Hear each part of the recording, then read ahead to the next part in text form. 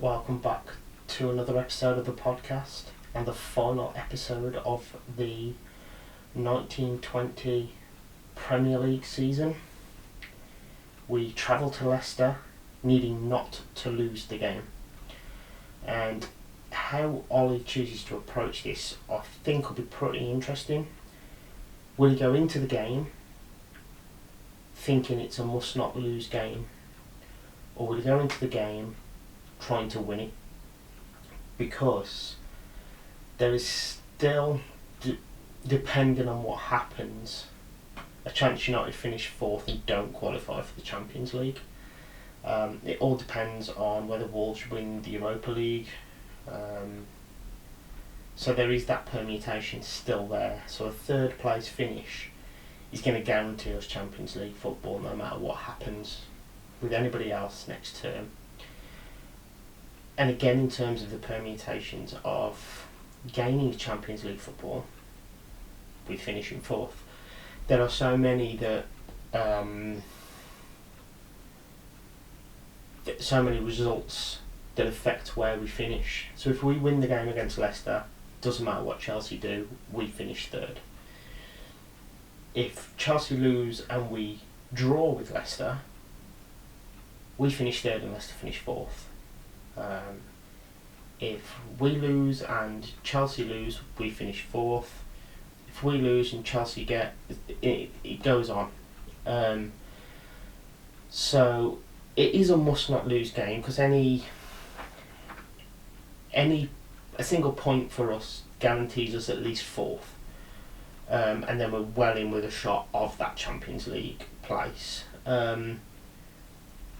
But we've seen it in the past when teams set up not to lose, they get beat. They're very negative, very defensive.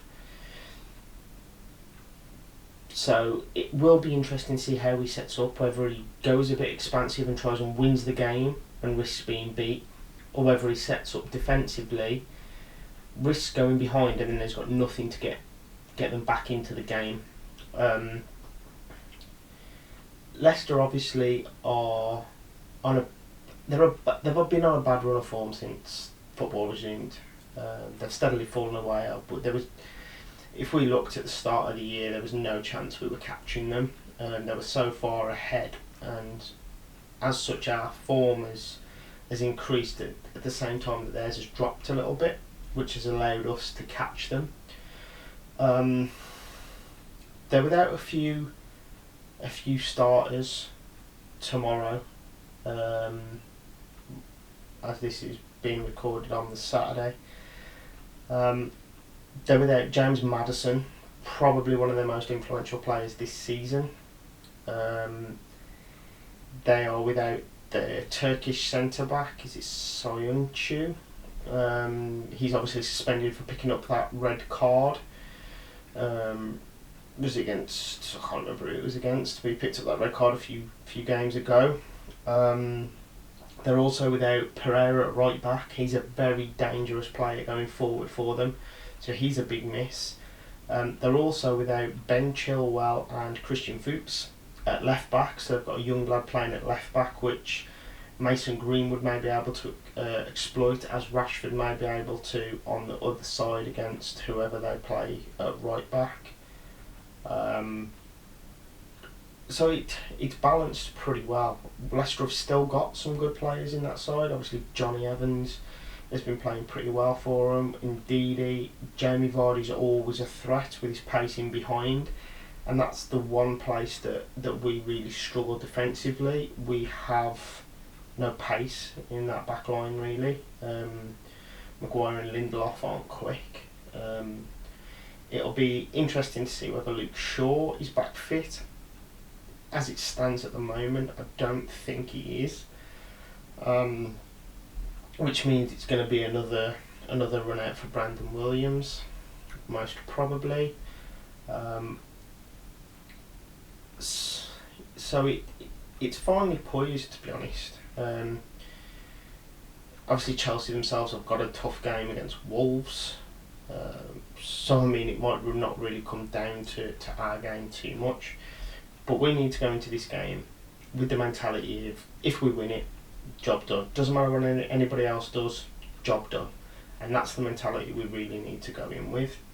In terms of the starting 11 that he's going to pick for this, I think it's going to be pretty much as we're used to. I think we're going to be seeing David De Gea in goal. He's obviously made it perfectly clear he's going to stick with him at least until the end of the season. I think, as we've said before, it'll be interesting to see what happens when the season ends, what we do with Dean Henderson and David De Gea based on his form. But I think he starts this game.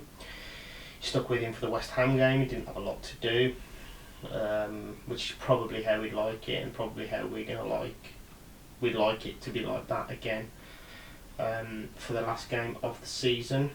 Right back, I think he'll go back to Aaron Wan-Bissaka. I don't think Fossey Mensah had a bad game against West Ham.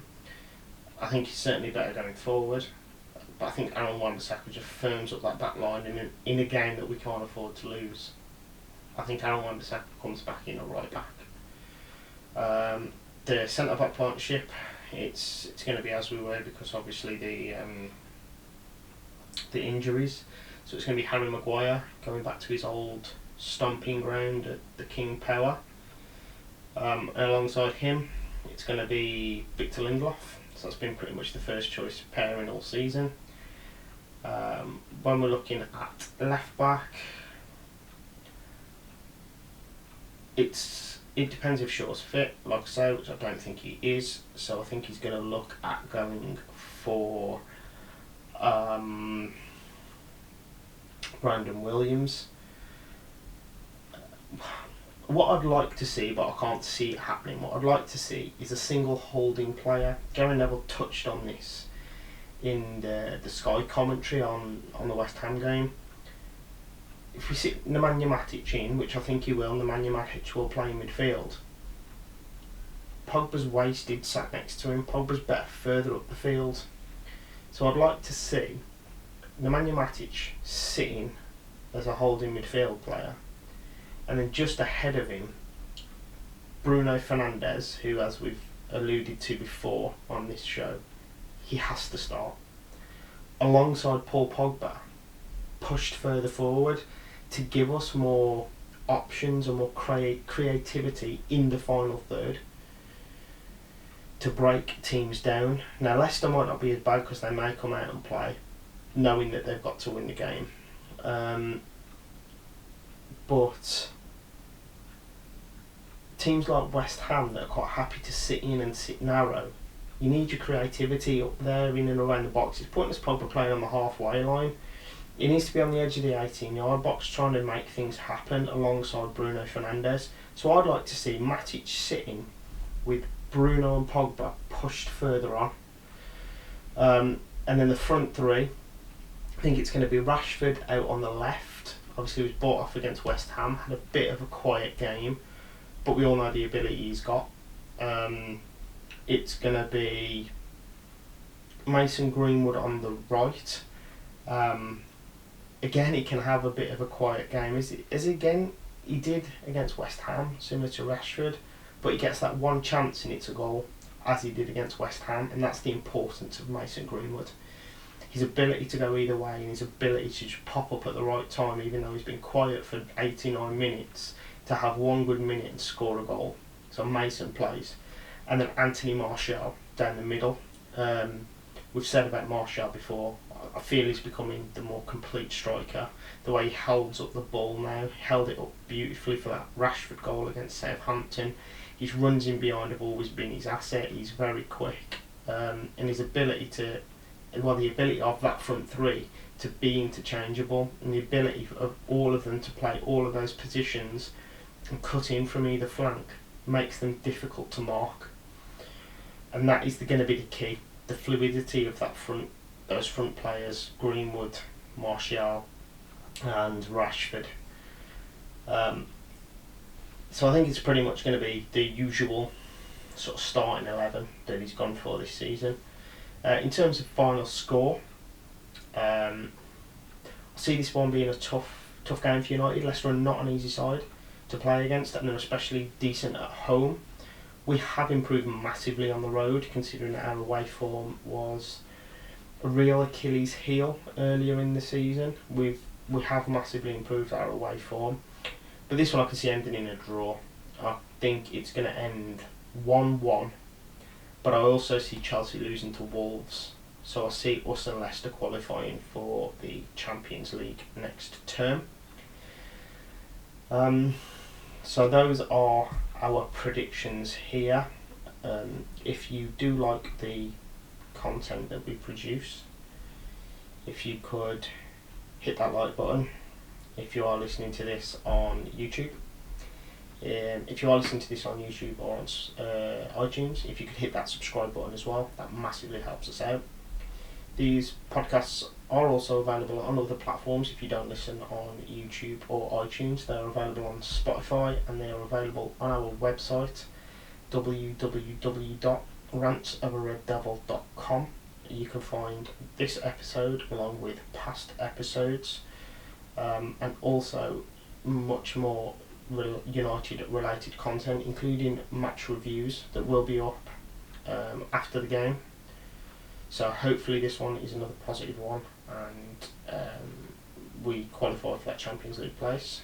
You can also follow us on Twitter at RantDevil, where we try to get breaking news out to you as quickly as possible. So this is the final one of the Premier League season. Like I say, let's hope that match review is a good match review. Let's hope that we qualify for the Champions League. It's not really where we want to be. We don't want to be aiming for just the top 4 finish. We want to be pushing on and challenging for silverware. But this is a step in the right direction if we get Champions League football in terms of the rebuild by Ollie. So let's hope we get it for the start to sort of really continue that rebuild, that process of rebuilding the culture and the squad at Manchester United. So let's hope we do enough to get that. Let's hope it's a positive match review, and thank you again for listening to this show. We will see you soon.